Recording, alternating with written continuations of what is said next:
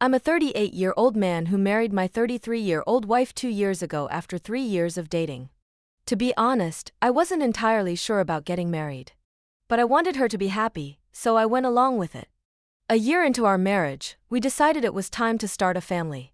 My wife was eager to have a child, and though I wasn't initially as enthusiastic, I grew more excited about the idea as we went along.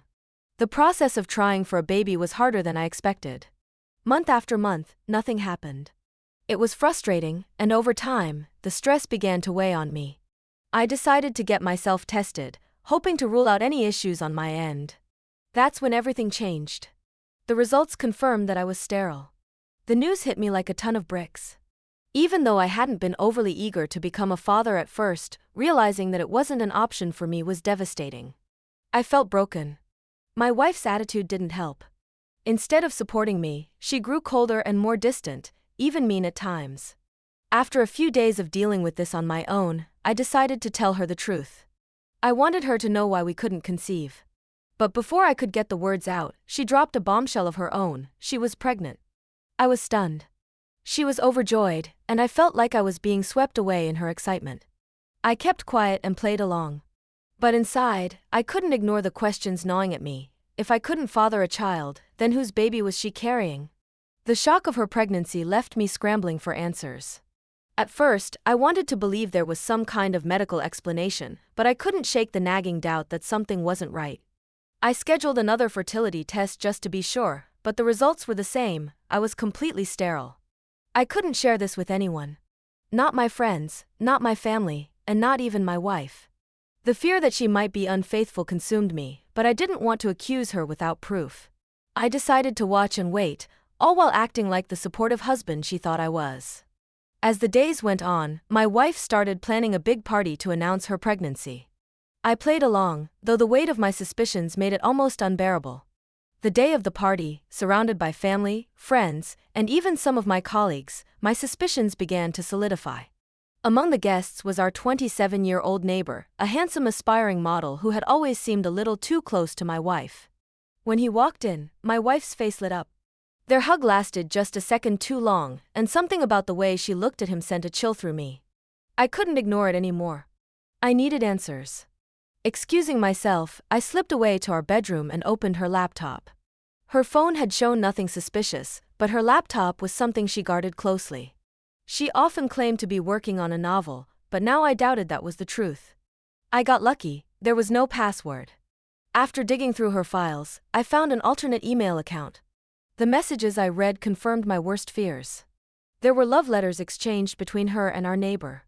And then, in more recent emails, she told him about the pregnancy. He wasn't happy. Their correspondence hinted at arguments about how to proceed, but she seemed determined to keep him in her life. The final email I read was a revelation I could hardly stomach. She had spoken to a lawyer friend and devised a plan to divorce me shortly after the baby's birth. The child, she hoped, would secure alimony and child support, allowing her to run away with the neighbor. She had used my desire to start a family as a weapon against me, manipulating me into financing her betrayal. I was numb with rage and disgust. I took pictures of the emails as evidence, then put her laptop back exactly where I found it. Despite the fury boiling inside me, I resolved to keep this discovery to myself, for now. I wanted to confront her, but I needed time to think and plan. If I lashed out too soon, she might find a way to twist the situation in her favor. For the next 9 months, I put on the performance of my life. I acted like the devoted husband, attending doctor's appointments, helping her prepare for the baby, and being everything she expected me to be. Inside, though, I was counting down the days until her plan unraveled. Finally, the day arrived. She went into labor, and I drove her to the hospital. While waiting for her parents to arrive, I knew it was time to confront her. I told her I needed to call someone to join her for the delivery. When she asked who, I calmly replied, "Our neighbor." Her face froze.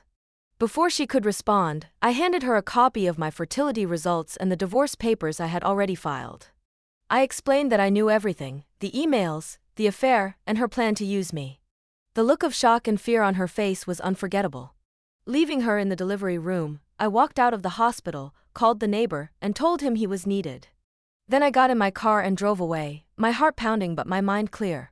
After leaving the hospital, I checked into a motel outside of town.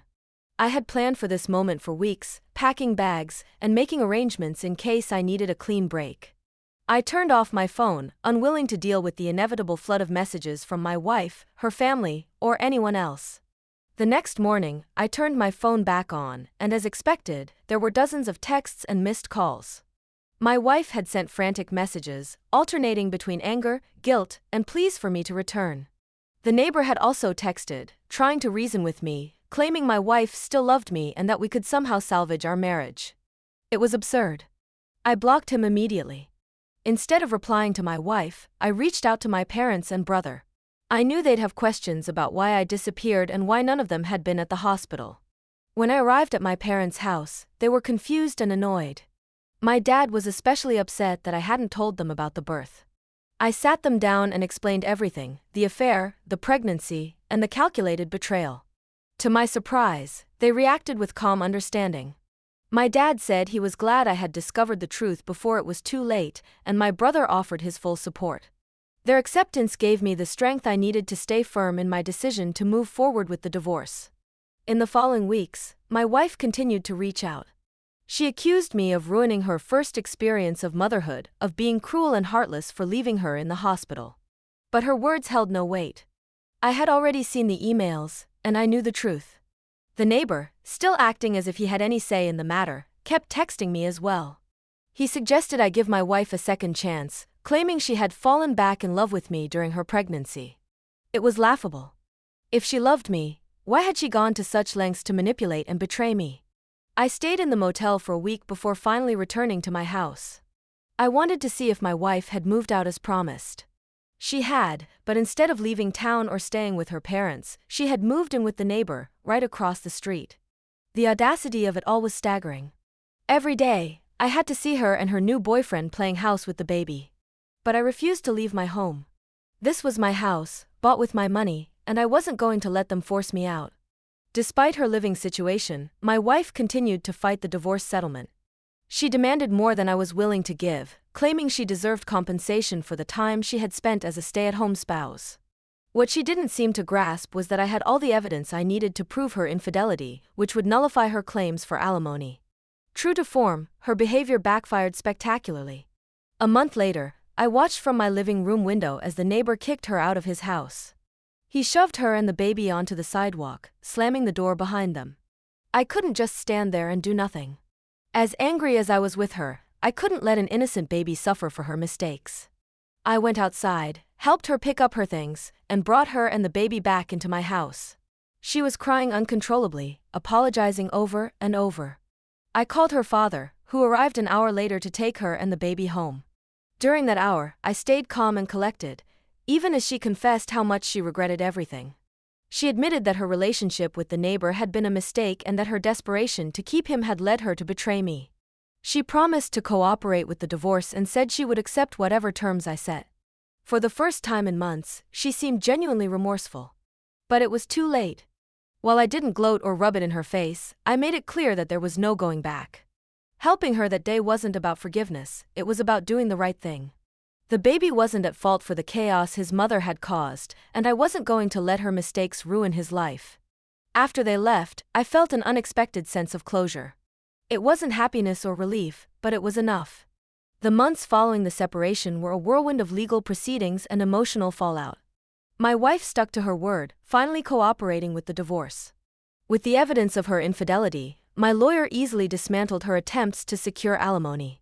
In the end, the settlement was fair but firm. I wouldn't give her anything more than what she had contributed during our marriage. Her living situation remained unstable. After being kicked out by the neighbor, she tried to move in with a friend, but it didn't last.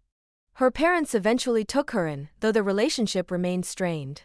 They were deeply disappointed in her and made it clear that they wouldn't support her financially long term. I heard through mutual acquaintances that the neighbor had completely cut ties with her. He refused to acknowledge the baby, leaving her to fend for herself. It wasn't surprising. A man willing to get involved in an affair wasn't exactly someone you could count on. As for me, I focused on rebuilding my life. I repaired relationships with my family, explained everything to my closest friends, and sought therapy to process the betrayal. Slowly, I found myself moving forward. I kept my interactions with my ex-wife to a minimum, only speaking when absolutely necessary for legal or logistical reasons. She occasionally tried to apologize again, but I made it clear there was nothing left to say. I wasn't bitter, I just had no interest in rehashing the past. Looking back, I feel a strange mix of emotions. The betrayal and heartbreak are still there, but so is the knowledge that I came out of this stronger and more self-aware. I learned to trust my instincts and to stand up for myself, even in the face of overwhelming pain. The divorce was finalized a few weeks ago, and I've decided to stay in the house. It's mine, after all, and I refuse to let the memories of what happened here drive me away. Instead, I'm reclaiming the space, making it my own again. If there's one thing I've taken from this experience, it's the importance of protecting your own peace. Life throws curveballs, but how you respond defines who you are. If you've ever been betrayed, know that healing takes time, but it's possible. Don't let someone else's actions dictate your worth. Share your thoughts and stories in the comments. I'd love to hear how you've overcome similar challenges. And if you found this story thought-provoking, don't forget to like and subscribe to my YouTube channel for more real-life stories and advice.